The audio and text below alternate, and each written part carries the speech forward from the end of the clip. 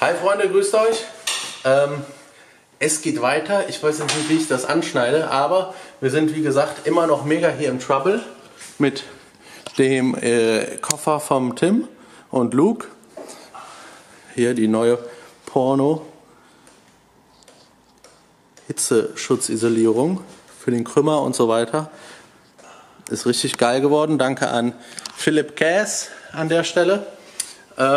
Jetzt sitzt aber auch, da sieht man mal, was abgeht. Jetzt sitzt draußen schon der Alex und hat den Koffer soweit vorbereitet. Da hatten wir letztens noch, mach mal gerade die Haube kurz auf, ob du dran kommst.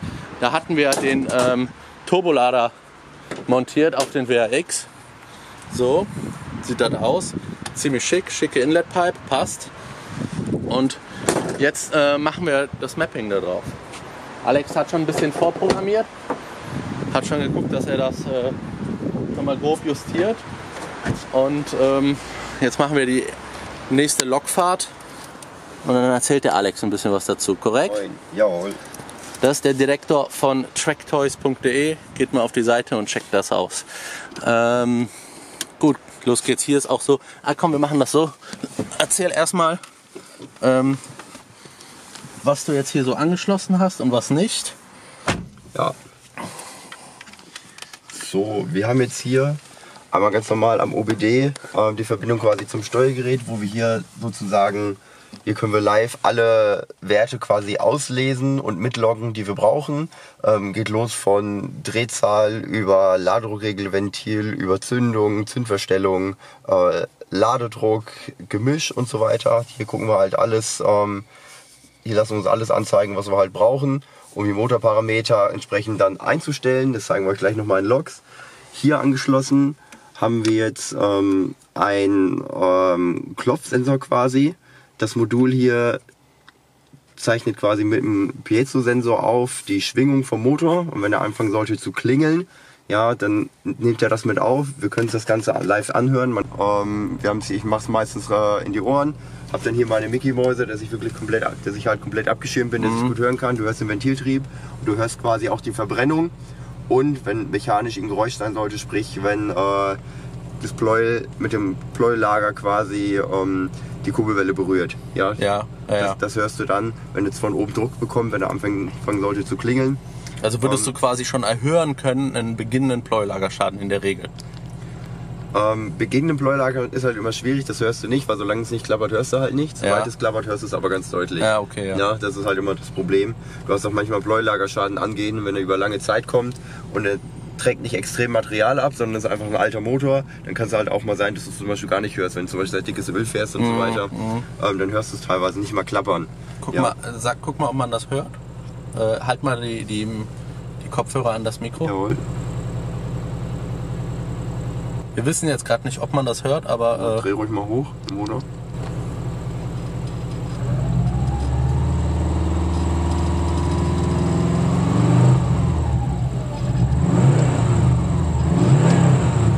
Na gut, das war jetzt einfach mal nur ein Test. Auf jeden Fall fahren wir jetzt mal eine Runde und dann schauen wir mal, was dabei so rumgekommen ist.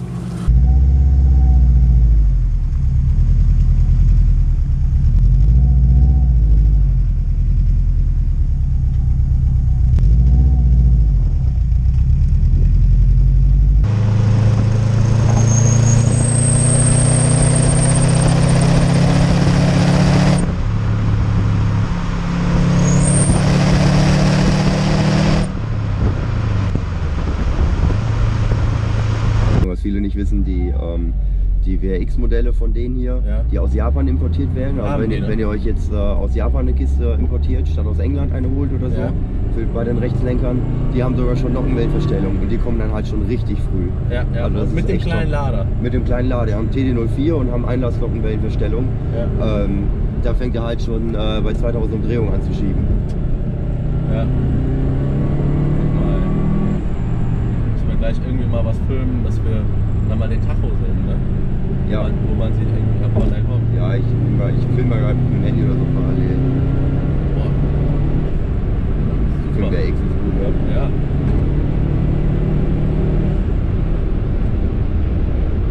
Klingelt nicht und nix. Ladung regelung stabil.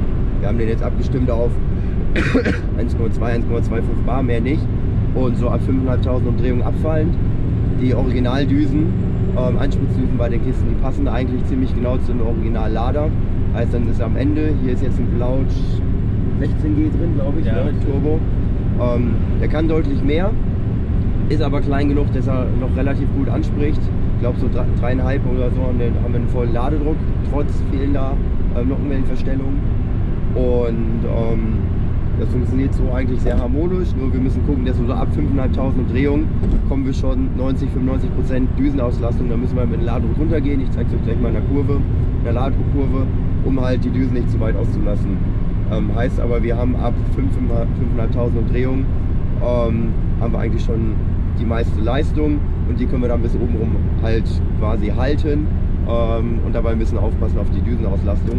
Hier könnte man jetzt hingehen, macht einmal größere Düsen rein, zum Beispiel größere Düsen, Benzinpumpe nochmal machen am besten. Das empfiehlt sich sowieso, allein aufgrund des Alters von dem Auto, immer ganz gut, weil mechanisches Bauteil, wenn das Ding 15 Jahre alt ist, die hat nicht mehr die Förderleistung wie eine neue. Weil das Ding neu, eine neue Originale wird theoretisch auch reichen, aber zu teuer, deswegen Zubehör hier beim Andi kaufen. Andere Düsen rein und dann hält auch das WRX-Getriebe und der Motor, wenn er gut im Schuss ist, eigentlich bis zu 320, 350 PS problemlos, haben die schon oft gemacht, aber machen die eigentlich problemlos mit. Wir müssen halt nur aufpassen, 5-Gang-Getriebe, die sind halt vom Drehmoment, macht nicht zu viel mit. Wenn du halt bei niedriger Drehzahl, gerade was für die Getriebe scheiße ist, niedrige Drehzahl, voll auf den Pin, hohes Drehmoment und dann drücken sich Getriebe Ein- und Auslastenwelle, drücken sich auseinander. Guck mal, was da auf dem Hänger ist. Ah, da kommt gerade ein SDI hin. Egal. Geil. Kommt ja zu dir, ja? Ja, nee. Und dann drücken sich halt Ein- und Auslasswelle auseinander durch das hohe Drehmoment und dann ziehen sich die Zahnräder auseinander und irgendwann gibt es Karies. Ja, deswegen gucken wir, dass wir den Ladedruck im mittleren Drehzahlbereich, wenn er kommt, nicht zu hoch machen. Original sind die bei 0,9 oder so. Bei 0,9 bar maximal, so bei 3.500, 4.000 Umdrehungen und dann fällt er auch wieder ab auf 0,6 oben rum. Jetzt fahren wir 1,2 bar im mittleren Drehzahlbereich und 0,8, 0,9 oben rum. Also genau genommen, wenn man jetzt einen Japaner WRX hat, der schon eine Nockenwellenverstellung hat, der dann bei 3.000 Umdrehungen kommt, total scheiße fürs Getriebe. Richtig, wenn man es da übertreibt. Also viele Abstimmungen schon gesehen. Es ist möglich, auch du kannst TD04, weil der kommt schon früh, dann kannst du auf 1,4, 1,5 bar und mehr, kannst du den abstimmen. Ja. Wenn du komplett Abgasanlage gemacht hast, hier ist noch komplett abgasseitig Serie, ansaugseitig Serie, deswegen spricht dafür der Turbo schon sehr gut an und drehen wir hier am besten. Ja, klar. Und das machst ist halt immer so unten raus mit viel Drehmoment, gerade 5. Gang, 2000 Umdrehungen, voll drauflatschen, ist halt scheiße. Ich kontrolliere es ein bisschen über die Zündung, über den Ladedruck, dass er da das Drehmoment nicht so hoch schießt und dann geht das aber, dass es hält. Die Vollhorste haben wieder kein Kühlwasser mitgenommen, ne? Ja, aber sieht gut aus, ich habe gerade schon mal geguckt, Wassertemperatur. Stimmt, ich habe noch ins Wasser. Hab ich das gehört? Für ein Rallye-Fahrzeug. Ich gucke noch, ob der mit GoPro hinten alles noch okay ist. Sieht man eigentlich hier das Klopfen, wenn der klopfen würde? Ja, dann springt er hoch, die Dinger. Okay. Ja, macht er halt nicht. Du kannst auch hier anzeigen, da hast du den Count. Also zählt er das? Hier geht das Ding hoch. Also ja. Ich kann es aber hier mal auch für die Kamera Nee, zeigen. ist egal. Ja, sieht ganz wild aus. Das kann man auch gut mal zeigen. Das Ding kostet richtig Kohle, ne? Sagst du? Ja, 1200 € oder so. China. Griechenland, die Griechen haben das gemacht. So, nochmal ganz kurz, vielleicht so ein Klopfmonitor hier. Wir haben das Ding am Laptop angeschlossen und dann kann man es hier einmal mal sehen. Quasi die Geräuschkulisse, die Vibrationen vom Motor werden aufgenommen. Wenn du jetzt mal kurz Gas gibst, Andi. Ja, da sieht man hier schön, wie er hier hochwandert und würde jetzt zum Beispiel klingeln. Sprich, eine Zündung, die nicht gewollt ist, während der Kolben noch nach oben wandert, ja, und der Motor generiert Vibration. Dann wird er halt hier entsprechend hochspringen, dann gäbe es hier entsprechende Spikes drin und du würdest genau sehen, okay, jetzt fängt er an zu klingeln. Erkennt er auch andere Geräusche, die klingeln? So, wenn zum Beispiel, weiß nicht, ein Ventilspiel zu groß ist, wird er dann hier immer so klack, klack, klack, klack, oder? Ja.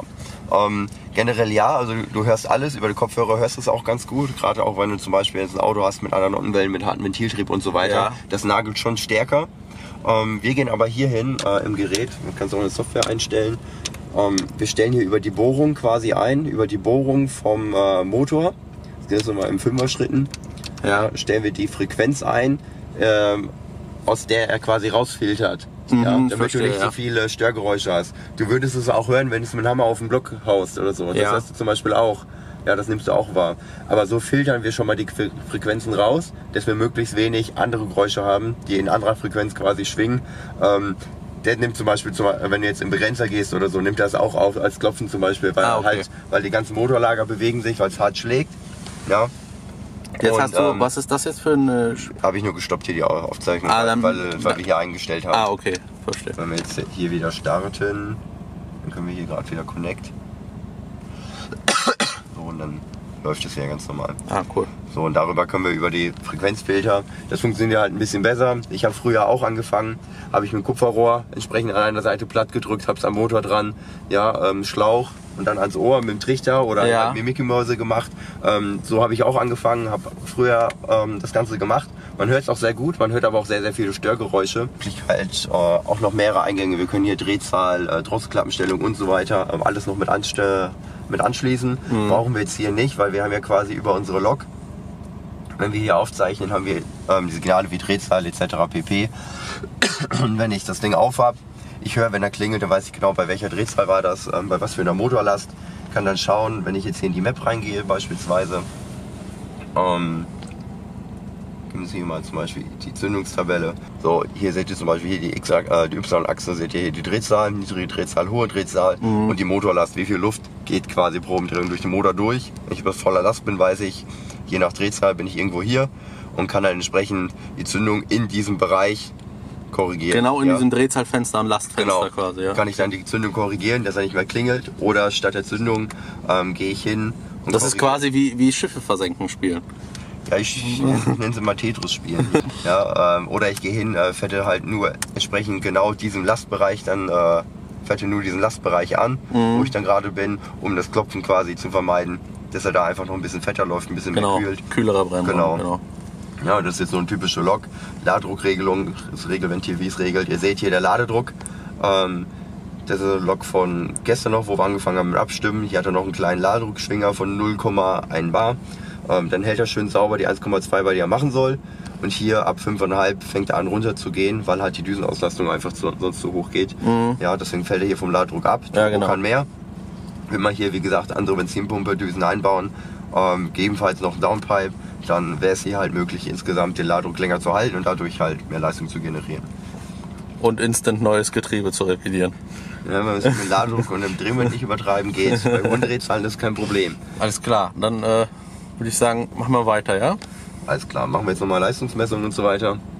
Ja, testen jetzt nochmal, jetzt der Ladeluftkühler schön heiß, da gucken wir doch auch nochmal, dass er selbst, wenn der Ladeluftkühler heiß ist, dass er selbst dann nicht klingelt. Ja, ist immer so ein bisschen Extremtest, ja, selbst wenn es jetzt hier kühl draußen ist, man sagt, ja, dann funktioniert es aber im Sommer nicht, Ja. Lässt im Stand ein bisschen laufen. Und auf dem Pin dann. Genau, dann auf den Pin.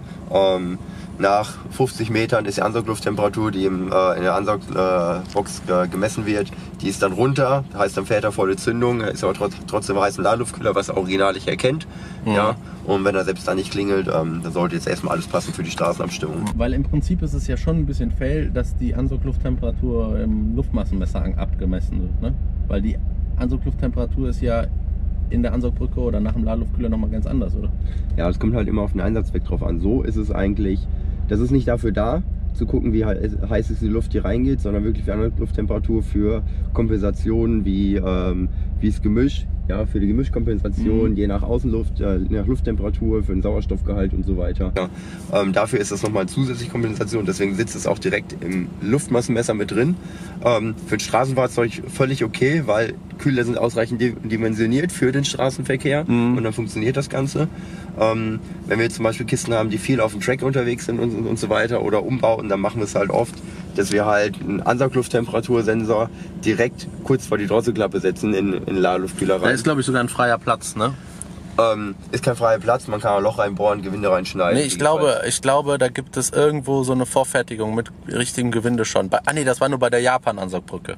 Die haben eins, an der Stelle könntest du direkt ein Loch reinbauen. Ich mache es nur da nicht so gerne rein, weil diese Alubrücke an der Stelle, Aluminium speichert sehr viel Hitze. Ja. So, und wenn du jetzt stehst, ja, das Ding heizt sich auf, die Ansaugbrücke, selbst wenn du fährst, ist sie heiß, hast du immer einen Korrekturfaktor, zeigt ja immer zu viel an quasi dieser Sensor.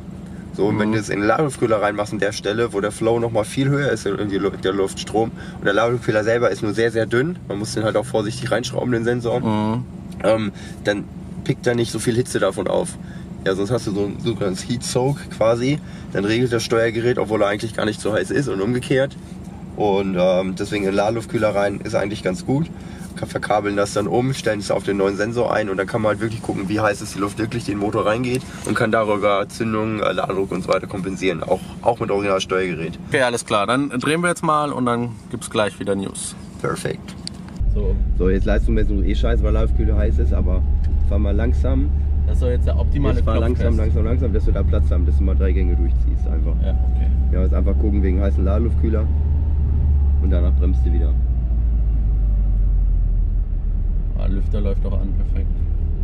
Okay. Lässt Gleichzeichen auf.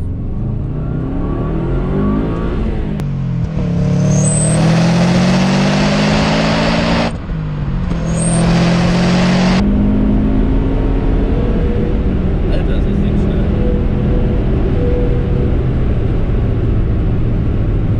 Also für ein WRX nicht schlecht, ey. Gut, oder? Ja. Und er hat gerade Pop gemacht. Für ein WRX wirklich keine schlechten Eltern. Und hat er geklopft?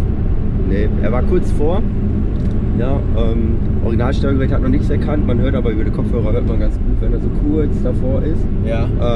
Aber es war auch, wir standen jetzt ungefähr 10 Minuten auf der Stelle mit laufendem Motor. Und Volllast, ja. Und jetzt direkt Volllast 4 Gänge durchgehauen. Das passt so wunderbar. Das sollte nicht kein Regelfall sein. Also denkt immer dran, Top-Mount-Ladeluftkühler, fangt nicht an, irgendwie ewig an der Ampel zu stehen und direkt vor Gas loszuschießen. Ich mach Wie mal gesagt, jetzt nochmal, ja? Ja, genau, mach nochmal. Wenn der jetzt nochmal abgekühlt ist, der Ladekühler. So, jetzt. Unten raus, schon ab 3,5. Jetzt.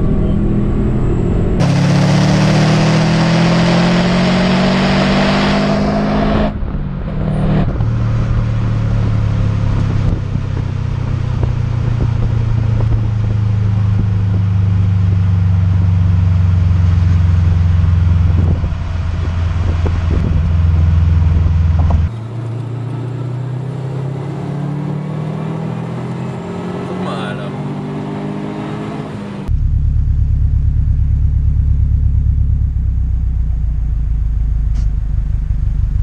So, die Leistungsmessung hat der Alex jetzt auch gemacht.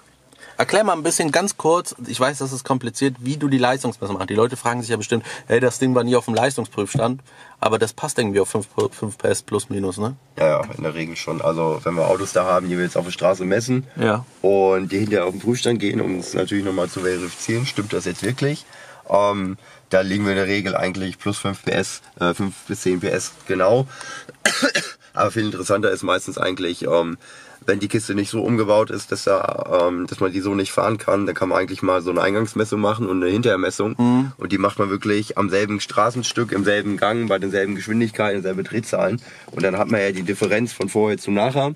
Und das ist dann auch immer sehr interessant. Und generell, wie funktioniert das? Wir haben quasi für die ganzen Autos die Getriebeübersetzung. Ich gucke, welche Reifengröße ist drauf, sprich ich habe den Abrollumfang. Wir kriegen über das Steuergerät die genaue Fahrzeuggeschwindigkeit, also nicht die geeichte, abweichende Geschwindigkeit über den Tacho, sondern wirklich die genaue Geschwindigkeit. Ich habe für alle Modelle die Stehenfläche quasi, ja, für den Luftwiderstand. Ich muss dann immer, ist immer blöd, wenn Frauen mit dabei sind, muss ich immer alle nach dem Gewicht fragen. Ja. Müssen wir das Gewicht halt entsprechend Wie der Tank ermitteln. ist bestimmt, ne? Genau, Tankfüllstand, Gewicht, der Insassen, ob noch Gepäck drin ist und so weiter und so fort. Weil wir diese Sachen alle haben und du misst dann quasi von 2000 Umdrehungen bis kurz vorm Begrenzer und siehst, wie viel Zeit braucht das Auto bei dem Gewicht, bei dem Luftwiderstand, in dem Gang, bei der Übersetzung, um von A nach B zu kommen. Darüber kannst du dann die Kurve vom Drehmoment, hier zum Beispiel in Blau, und Rot die Leistungskurve quasi dir aufzeichnen. Wir haben jetzt gerade nochmal schnell mit heißem Ladeluftkühler 4 Gänge durchgezogen, sind dann kurz gefahren und haben dann noch einen 3. Gang gemacht. Das habe ich jetzt mal schnell aus der Lok einfach nur mal raus generiert. Hier sieht man jetzt ganz schön, er ist relativ spät aufs Gas gegangen bei 3200 Umdrehungen. Dann hatten wir so circa bei 4000, 3.8, 4000 den vollen Ladedruck. Das Drehmoment bleibt hier schön auf einem Niveau. Ja, hier knapp 380 Newtonmeter, wir haben es nicht übertrieben. Wie gesagt, fahren aktuell nur 0,2 bis 0,3 Bar mehr als original im Drehzahlbereich, damit das Getriebe hält. Und man sieht hier schön flach die Kurve. Über die Zündung und die Ladedruckregelung haben wir es so hingeregelt, dass er hier kein Drehmoment-Berg hat und das Getriebe damit zerstört, sondern schön ein gleichmäßiges Drehmoment, was halt oben raus wegen dem sinkenden Ladedruck und wegen dem Nockenwellenprofil leicht abfällt, das schön hält. Dass er schön gleichmäßig kraftvoll von unten rauszieht und entsprechend hier dann die Leistungskurve in Summe. Seht ihr hier, wenn er den Ladedruck aufbaut, geht es so ein bisschen überproportional hoch, zieht dann schön bis oben raus, hält er schön die Leistung, sodass wir jetzt insgesamt hinkommen auf ca. 295 PS. Ja, hier also sagen wir 290 PS und 370, 380 Newtonmeter. Mal die Finger weg. Ja. Wir könnten natürlich das Drehmoment über einen höheren Ladedruck und so weiter, vielleicht auch noch schärfere Zündungen, könnten wir noch ein bisschen hochdrücken. Machen wir jetzt hier aber nicht. Die Kiste ist für den Alltag, die soll halten. Und es wird halt entsprechend viel aus hohen Gängen, niedrigen Drehzahlen halt rausbeschleunigt. Und dann soll er halt einfach nicht zu viel Ladedruck machen. Ein Traum, würde ich vorschlagen. Sehr schön. Jetzt gucken wir uns das Ding nochmal in Ruhe von unten an, ob da alles gepasst hat, ob alles dicht ist, ob alles ordentlich ist. Und dann geht der schöne WRX auch wieder zum Kunden. Und das war er. Alex hat heute auch noch die Einfahrmap für diesen Pampers Bomber gemacht. Das ist ein 2 Liter Twin Turbo Legacy aus Japan. Eigentlich auch ein cooles Auto. Und ich habe die Pflegefälle hier. Und das ist eine Menge Arbeit. Aber es macht Spaß. So, Jungs. Ich bedanke mich, dass ihr wieder zugeschaut habt. Und wir sehen uns beim nächsten Mal. Ciao. Obwohl, nein. Ich habe was vergessen.